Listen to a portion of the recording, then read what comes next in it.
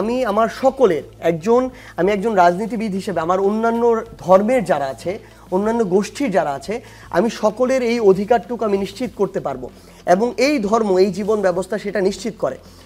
স্পষ্ট একটি বিষয় হচ্ছে, মানে আমার জায়গা থেকে এটা বিশ্বাস যে এই যে নীতি নৈতিকতার জায়গাটুকু, এই মূল্যবোধের যে জায়গাটুকু, আমাদের না এই যে পুরো প্রত্যেকটা সেক্টরে দুর্নীতি থেকে শুরু করে অন্যায় অপকর্ম এগুলো ছড়িয়ে পড়েছে, আপনি এগুলোকে নির্দিষ্ট কোনো রুলস রেগুলেশন দিয়ে মানুষের এই মূল্যবোধকে জাগিয়ে তুলতে পারবেন না।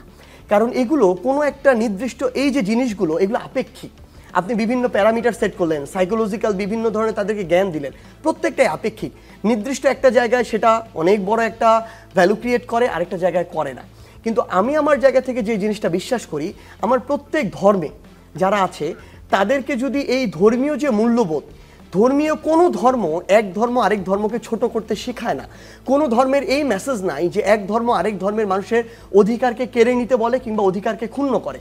তাহলে আমার ডিটেলসে ডেপথে যেতে হবে না। আমার যদি কোর জিনিসটুকুর আইডিয়া থাকে, আমি আমার জায়গা থেকে বরং এটা মনে করি, আমার যদি এই যে ধর্মীয় নীতি নৈতিকতাটুকু থাকে প্রত্যেকের জায়গা থেকে, ওটা বরং তাকে আরও সঠিক পথে থাকতে বেশি উদ্বুদ্ধ করে। কারণ ধর্মের জায়গাটা আপেক্ষিক না, ধর্ম একটা কনক্রিট। আপনি মুসলিম, আপনাকে ওই কোরআন, পবিত্র কোরআন বিশ্বাস করতে হবে। আপনি মুসলিম, আপনাকে সহিহ হাদিসগুলো বিশ্বাস করতে হবে, এটা কনক্রিট। সো এই জায়গাটাতে যদি আপনি বিশ্বাসী হয়ে উঠতে পারবেন, তাহলে একটাই প্রশ্ন, ধর্ম যদি মনে করেন যে আপনাকে সঠিক পথ দেখায়, সবার অধিকার নিশ্চিত করে, বরং এটা আপনাকে আরো ভালো জায়গায় রাখবে। বুঝেছি। তার মানে সেই জায়গা থেকে আমি আমার জায়গা থেকে বরং মনে করি যে আমি আমার জায়গা থেকে ধর্মের প্রতি আমার ওই রেসপেক্ট অবশ্যই থাকবে একজন ব্যক্তি হিসাবে, এবং আমি সেটা মেনে চলার চেষ্টা করব। কিন্তু কখনো আবার এটাও হবে না যে আমি ধর্ম আর রাষ্ট্রকে গুলিয়ে ফেলবো। মানে এটা আপনার কোনো পপুলার স্ট্যান্ড নয় না, আপনার ধর্মীয় বিশ্বাস। দেখুন, মানে আমাদের প্রত্যেকের এই ধর্মীয় বিশ্বাসটা, মানে যারা এটা, মানে আমি যেটুকু বিশ্বাস করি আমি সেটুকু ধরেন সামনে নিয়ে আসি, না নিয়ে এসে বিভিন্ন ব্যাকডোর খেলার চেয়ে যেটুকু সত্যি সেটুকু স্বীকার করাটা আমি মনে করি আরো বেটার। জামাতের আমির একটি কথা বলছিলেন যে রমজান মাসে দিনের বেলা হোটেল রেস্টুরেন্ট বন্ধ সহ সব অশ্লীলতা বন্ধে কার্যকর ব্যবস্থা নেওয়ার তিনি একটা আহ্বান জানিয়েছেন। আজকে দেখছিলাম লক্ষ্মীপুরে হোটেলে খাওয়া দাওয়া করছে, কান ধরে উঠবস করানো হলো। জামাত আমিরের এই বক্তব্যকে আপনি কিভাবে দেখেন? না, প্রথম কথা হচ্ছে তিনি এক্স্যাক্ট এই বক্তব্য তার আমি সরাসরি এ পর্যন্ত শুনি নাই।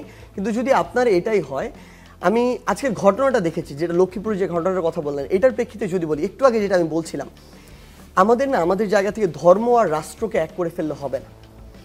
আমি আমার জায়গা থেকে মনে করেন একজন মুসলিম হিসাবে আমার এই রোজাটা করা ফরজ এবং এটা থেকে বিরত থাকা শ্রেয়। কিন্তু দেশের একজন নাগরিক, সে মুসলিম, ধরুন জন্মসূত্রে মুসলিম, বা সে ইসলাম ধর্মের, সে তো এটা বিশ্বাস নাও করতে পারে। সো অনেক অন্যান্য ধর্মের আছে, শিশু আছে, নারী আছে, শেষ করি, এবং অন্যান্য ধর্মেরও যারা আছে তার সাথে তো এটা যায় না। সো আমি কোনোদিন আমার জায়গা থেকে, সে ইসলাম ধর্মেরই হোক, একজন মুসলিমই হোক, অন্য জনকে তো বলতেই পারবো না, আমি মুসলিমও কাউকে আমি আমার জায়গা থেকে এটা এইভাবে বাধ্য করতে পারি না। কারণ কি, রাষ্ট্রকে না সবাইকে আঁকড়ে রাখতে হয়, সবাইকে ধারণ করতে হয়। ধর্মের জিনিসটা ভিন্ন। আবার আরেকটা গুরুত্বপূর্ণ পয়েন্ট হচ্ছে, ধর্ম কোনো চাপিয়ে দেওয়ার বিষয় না যে আমি একজনকে বাধ্য করব, বরং এতে হিতে আরো বিপরীত হতে পারে। আমরা আলোচনার প্রায় শেষে চলে আসলাম। আপনাদের রাজনৈতিক দল নিয়ে একটু আলোচনা করতে যাচ্ছিলাম। আপনারা বলছেন যে আপনারা মধ্যপন্থার রাজনীতিতে বিশ্বাস করেন। তো আমি থিওরিটিক্যালি আসলে তারা অনেকটা মধ্যপন্থা, কিন্তু সেন্টার অফ দ্য লেফট অথবা সেন্টার অফ দ্য রাইট। তা আমি এই ব্যাপারে একজন রাজনৈতিক বিশ্লেষকের সাথে কথা বলেছিলাম, প্রফেসর মাহবুবুল্লাহ। তিনি বলছেন যে মধ্যপন্থা আসলে হচ্ছে সুবিধাপন্থা। আপনারা মধ্যপন্থা রাজনীতি বলতে কি বোঝাতে যাচ্ছেন? মানে সবচেয়ে গুরুত্বপূর্ণ যেটা বিষয়, বাংলাদেশে আসলে আমরা এতদিন ধরে যেটা দেখেছি, মানে বাম ডানের একটা বায়নারি ক্রিয়েট করা হয়েছে এবং একটা বিভক্তি সৃষ্টি করা হয়েছে। আমরা আমাদের জায়গা থেকে যেটা মনে করি, মানে ফার রাইট ফার লেফট বা যেটাই বলি না কেন, ডান বাম, দুইটার কোনোটাই এই মুহূর্তে বাংলাদেশের পরিপ্রেক্ষিতে উপযুক্ত নয়। এটা সিচুয়েশনের ডিমান্ডও না, সময়ের ডিমান্ডও না, জেনারেশনেরও ডিমান্ড। মানে ওয়ার্ল্ডে কি এমন কোন আছে বৌদ্ধপন্থার রাজনৈতিক দল? না, মানে খুব স্বাভাবিকভাবে না। দেখুন, একটা জিনিস কি, মানে আমাদের জায়গা থেকে, মানে উনি যে কথাটি বলেছেন যে মধ্যম পন্থার কথাটা, পৃথিবীতে একদম কোনো কিছু এক্স্যাক্ট একটা জায়গায় লোকেট করা পসিবল না। আচ্ছা, কিন্তু চেষ্টা ওইটা হওয়া উচিত। আমরা আমাদের জায়গা থেকে আমাদের চেষ্টা থাকবে মধ্যমপন্থী হওয়ার, যেন আমরা কোনো ভাগে আমাদের জায়গা থেকে বিভক্ত হয়ে না পড়ি। এবং আরেকটা গুরুত্বপূর্ণ বিষয় হচ্ছে, এই বিভক্তিটা দিন শেষে কিন্তু জাতি হিসেবে আমাদের জন্য ভালো না, এবং এই বিভক্তিটা আমাদের দেশকে আন্তর্জাতিকভাবে যে পরাশক্তিগুলো আছে তাদের কাছে কিন্তু আমাদের যে দর কষাকষির যে জায়গাটা, এই জায়গাটাকে ছোট করে দেয়, আমাদেরকে নিয়ে চক্রান্ত করতে সহযোগিতা করে এবং আমাদের যে অবস্থানটা, এই অবস্থানটাকে যতটুকু আমাদের প্রাপ্য সেটা থেকে বঞ্চিত করে। সো সামগ্রিকভাবে আমাদের জায়গার যে চিন্তাটা যে আমরা ডান এবং বাম এই দুইটা জায়গায় না গিয়ে আমরা এর মাঝামাঝি একটা জায়গায় যাব, যেটা আসলে দিন শেষে বাংলাদেশ পন্থা নিয়ে কথা বলবে, জনগণের পন্থা নিয়ে কথা বলবে। যে কোনো পরাশক্তি, শুধু ভারত না, আসলে যে কোনো পরাশক্তি যদি কখনো বাংলাদেশের স্বার্থের উপরে আগ্রাসন চালাতে চায়, সেই আগ্রাসনের বিরুদ্ধে গিয়ে কথা বলবে। এবং আরেকটা গুরুত্বপূর্ণ বিষয় যেটা আপনি বললেন, এই বাংলাদেশে আমরা আমাদের জায়গা থেকে যেটা একদম মনে করি এবং বিশ্বাস করি যে নির্দিষ্ট একটা ধর্মকেন্দ্রিক বা উগ্র সাম্প্রদায়িক যে একটা রাজনীতি, দেখেন উগ্র সাম্প্রদায়িক মানে পৃথিবীর ওয়েস্টে দেখানো হয় ইসলামকে, আপনি যদি দেখেন ভারতে দেখানো ইসলামকে, আবার বাংলাদেশে উগ্র সাম্প্রদায়িক মাঝে মাঝে দেখানো হয় ওই হিন্দুদের কিছু কিছু অংশকে। সাপোজ আমরা আমাদের জায়গা থেকে মনে করি উগ্র সাম্প্রদায়িক এই সম্প্রদায় বা এই ধর্ম প্রত্যেকটাই হতে পারে। আমার ধরেন বাংলাদেশে অ্যারাউন্ড 90% মুসলিম, এর মধ্যেও 5% উগ্র সাম্প্রদায়িক হতে পারে। আবার ধরুন আমার 8% হিন্দু, এর মধ্যেও 2% উগ্র সাম্প্রদায়িক হতে পারে। সো যে কোনো উগ্র সাম্প্রদায়িকতার বিরুদ্ধে সবসময় আমাদের অবস্থান থাকবে। শেষ একটা ব্যাপার জানতে চাচ্ছিলাম, আপনার রিপাবলিক বলবার পরে মানুষজনের বেশ লেখাপড়া করতে হচ্ছে যে সেকেন্ড রিপাবলিকটা কি। বিএনপির একজন স্থায়ী কমিটির সদস্যকে আমি বলতে শুনলাম, তিনি বলছেন যে এখন নতুন দল এসেছে, আপনারা সাবধানে থাকবেন। আমি কিন্তু তাদের স্লোগান বুঝি না, সেকেন্ড রিপাবলিকের কথা বলছেন সেটা তিনি বুঝেন না।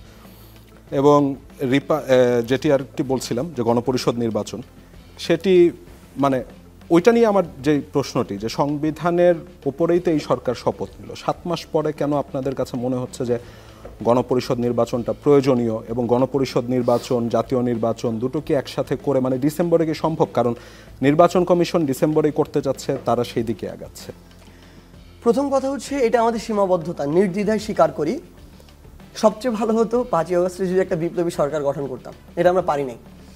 দ্বিতীয়ত আমরা চেয়েছিলাম একটা জাতীয় সরকার করতে, পারেননি কেন? কারা কারা বিরোধিতা করে? না, খুব স্বাভাবিকভাবে অন্যান্য যারা রাজনৈতিক দল ছিল তারা, আমরা আসলে এই যে এখন বলে বিএনপি জামাত তারাও আছে, সবার সাথে কথা বলা হয়েছে। এই যে অন্তর্বর্তীকালীন সরকারের কথা যে বলে যে ছাত্রদের সরকার, এমন কোনো ক্রিয়াশীল রাজনৈতিক দল আমাদের সাথে অ্যাক্টিভ যারা ছিল আন্দোলনে, এমন কেউ ছিল না যার সাথে কথা হয়নি। আমাদের বিএনপির ভারপ্রাপ্ত চেয়ারম্যানের সাথে কথা হয়েছে, সুশীল সমাজ বলেন, বুদ্ধিজীবী সমাজ বলেন, সবার সাথে কথা হয়েছে। অন্তর্বর্তীকালীন একটা সরকার হয়েছে, বিপ্লবী সরকার। আমরা আমাদের জায়গা থেকে আসলে মানে ব্যাপারটা হয়তো অনেকটা এরকম ছিল, মানে যার আসলে ভিতটা নরম সে তার ভয়টা বেশি। এই জন্য 3 তারিখে এক দফা হওয়ার পরে কোনো ফাইট দেওয়ার সাহস না করে খুনি হাসিনা পালিয়ে গিয়েছে। এই অভ্যুত্থানটা হয়তো আমরা ভেবেছিলাম আর 7 দিন 10 দিন পরে হবে। 7 দিন 10 দিন যদি পরে হতো, অফিস থেকে অনেকে বের হয়ে আসতো, আমলাতন্ত্র আইন শৃঙ্খলা রক্ষাকারী বাহিনী থেকে অনেকে বের হয়ে আসতো কেন? তারা এইভাবে নির্বিচারে আর গুলি চালাতো না। তখন আমরা আলাদা করতে পারতাম যে এরা আমার গণ অভ্যুত্থানের শক্তি, এদেরকে দিয়ে আমার এখন দেশটাকে চালিয়ে নিতে হবে, এরা আমার বিপ্লবী ফোর্স। কিন্তু ওই মুহূর্তে এটা হঠাৎ 1-2 দিনে ঘটে যাওয়ার কারণে তো ডিফিকাল্ট মনে হচ্ছে। হ্যাঁ, এবং সেকেন্ড হচ্ছে আমরা জাতীয় সরকার করতে চেয়েছিলাম, কিন্তু এই জাতীয় সরকারটা হয়নি। আমি জানি না কারো ক্ষেত্রে এই চিন্তা ছিল কিনা, যেহেতু আমরা দ্বিমত পেয়েছি যে জাতীয় সরকার করলে কিন্তু এটা বেশি সাস্টেইনেবল হতো, এখানে সফলতা ব্যর্থতা সবকিছু দায়ভার সবাইকে নিতে হতো। তো সামগ্রিকভাবে যদি এটা জাতীয় সরকার হতো হয়তো আরেকটু লেন্দি হতো, নির্বাচনটা হয়তো সাস্টেইনেবল যদি হতো, এই সরকারটা আরও কিছুদিন পরে হতো, আরও বেশি সংস্কার হতো, সেটা হয়নি। অন্তর্বর্তীকালীন সরকার হলো।